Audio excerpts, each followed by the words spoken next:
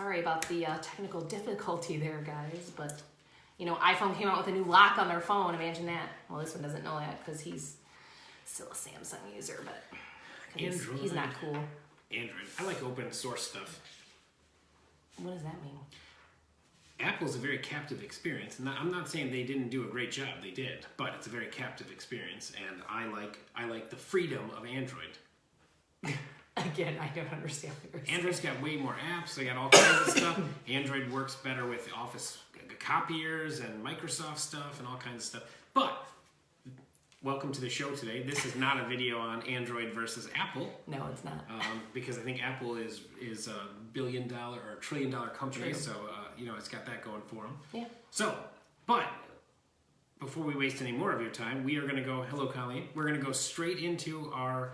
Today we got a lot of requests, and thank you everyone for all the interaction. But last week we decided, we're going to go with price reductions. Yeah, we did match today on accident too. That was cool. Okay, so we are going to go with price reductions. We're going to give you 5 great tips this week for price reductions. Even though we have such a strong seller's market right now, prices still sometimes need to be reduced, right? Yeah, I agree with that. You're finding that she's agreeing with that. Well, I think some of the sellers kind of are pushing the price point. Do you know what I mean? So yeah, because that's part of what's going on. Because the sellers are thinking, hey, it's such a seller's market, I could probably get more for the house. Yeah. Yeah. Yeah. All right. So my first tip when it comes to price reductions, or my 5th tip, whatever you want to do, is first of all, it does start with pricing. So when you first are listing a property and you do your CMA, and you should really know what the pricing is in there. And then if you try on the high side, a lot of times what I do is I always tell my seller exactly where I think they should be priced, but we sometimes overprice them on accident. We sometimes misinterpret the data. I don't know. What do you think? Well, I know Craig's like, oh, call the seller and apologize, because you did your job wrong. That's not what I would do. I would be calling and just discussing a price reduction. I always go off showings and traffic versus that. So good morning. Agree to disagree on that. Yeah, Nicole doesn't like to apologize to people. Guess what? When I make a mistake, I own up to it, and I call my seller and I say, listen, I apologize. I have allowed us to overprice your property, but we need to get that price lowered to get back in. I don't have a problem apologizing when I make a mistake. Apparently somebody does. That's not true either. I think it's just the wording. Do you know what I mean? What? Did you read that? I don't know. Well, just keep going. We're doing a video here. Nicole's getting notifications on her phone, and It's the day before my vacation, guys, and I am scatterbrained. Sorry. Oh, okay. Well, apparently every show is right before her vacation. All right. Anyway, always tell the truth in the beginning. If you price something wrong, most of my sellers always know. I'll say, hey, we're going to try this price. It's on the high side, but if we don't get an offer in a couple weeks, let's lower the price. So I always let them know that up front. On the rare occasions I do totally just overprice a property, I don't have any problem calling them and apologizing for that. But we'll move on to number 4. Show them the CMA.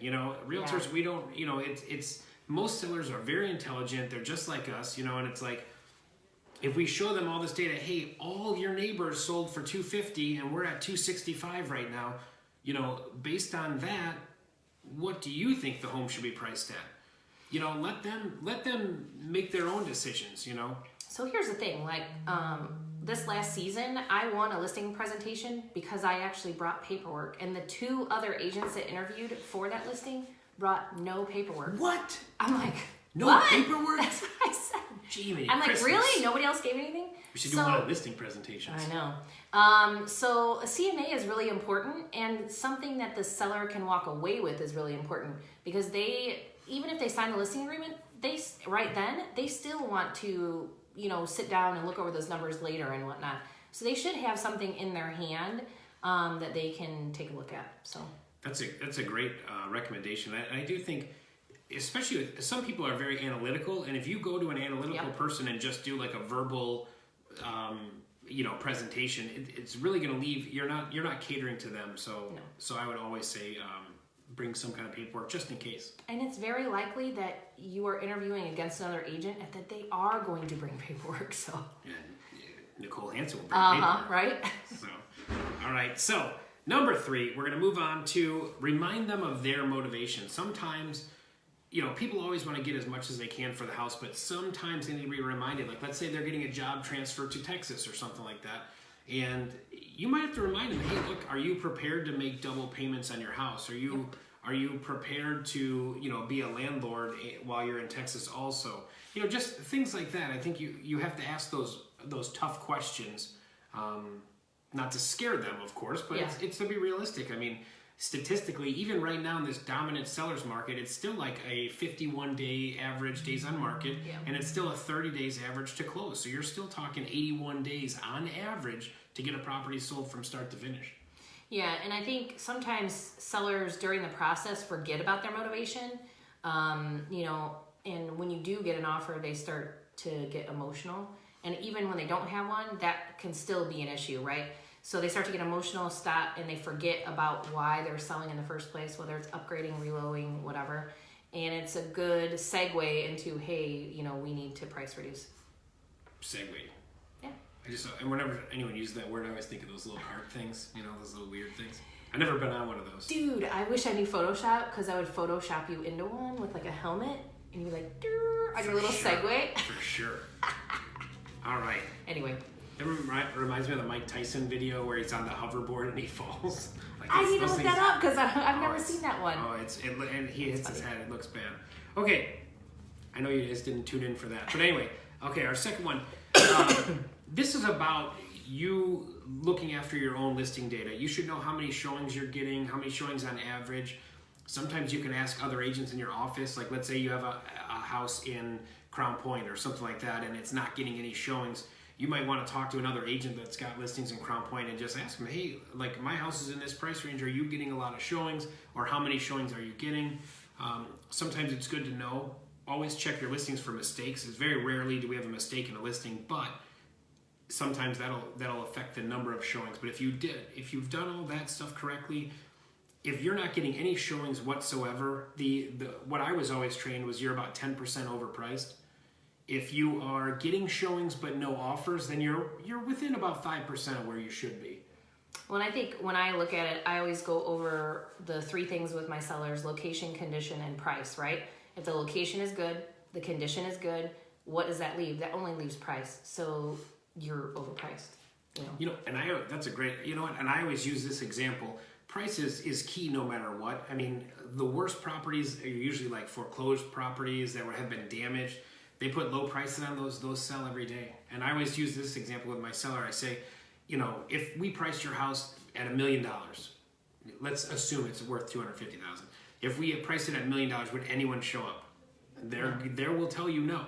Yeah. And then I say, if I priced it for $1, what would happen? And they'll say, Craig, it'll be a parade in front of the house with agents. That's how important price is. Like that's how that simple example, which is 100% true. If we put it for $1 million, no one's going to show up, and if we put it for $1, it's going to be a parade of people. Even during the holidays, during any time of year, it won't make a difference. So that's how important price is, even though that's a very exaggerated example. I have to give him props for that example because I like it, I guess. Oh gosh, this is our first one. Okay, we can end the show now. Nicole finally agreed with something I said. Okay, great. All right, show's over, everyone. Okay. I think we're ready to our number 1. I know this is the moment you guys have been waiting for. It is. I know. Price reductions. What's the number 1 thing? Why don't you do this one, Nicole? I feel like you're not really doing anything this show. Oh, yeah. Okay. Well, probably not really, but don't wait too long. This is number 1 thing. When you have a conversation with your sellers, I think on average, most of us like to see price reductions every 2 weeks so we can keep the home moving. And it can't be like $100. It needs to be like a decent amount, right? And you just need to have that conversation with your seller, because what happens if you leave it on and you don't price reduce it and you stop getting showings, people are going to start to think there's something wrong with the property because it hasn't sold yet. So that's why it's super, super important to do that. Yeah, I agree. And I would also say, let me give you a public service announcements for price reductions. Hey, agents, no one's checking the hot sheet anymore. Nobody's really doing that. So you lowering it by $100 is going to show up on no one's radar, so don't do that. It's just obnoxious. It makes me have to check the property history, and then I'm like, what is all these $100 price reductions? This is ridiculous. Well, it does have some value, so I have to disagree with Craig on this. Come on. It does have some we made value. so much progress today. I know. But because it's actually going to go price reduction and everybody's going to get alerts on any system that they have that the house was reduced, whether it's by $1 or not. So you're probably right on that one, for the record. Fine. Not that I enjoyed saying that. Fine. I'll concede that she's right on this one. Aw, see, we were so nice to each other during this video. Maybe it's because we both wore blue today. Maybe. All right.